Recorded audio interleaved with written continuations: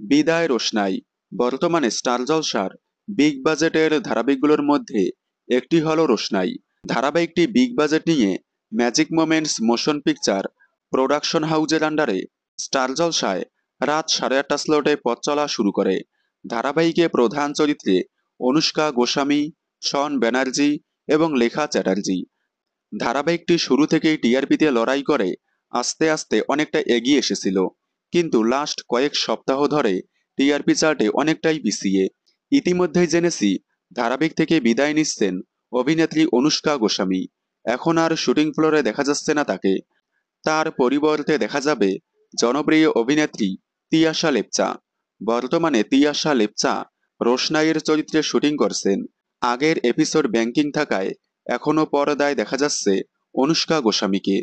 তবে খুব শীঘ্রই বিদায় নিতে চলেছেন অভিনেত্রী অনুষ্কা গোস্বামী।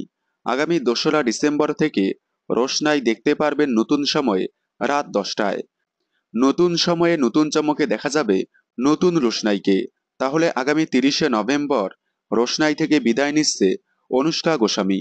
কারণ 1লা ডিসেম্বর সম্প্রচার হবে না রোশনাই, কারণ সেই দিন 1 ঘন্টা সম্প্রচার হবে শুভ বিবাহ ধারাবাহিকের।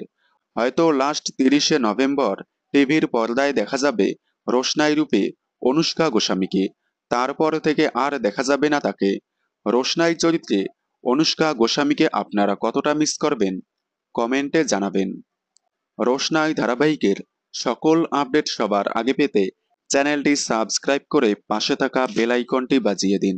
ধন্যবাদ।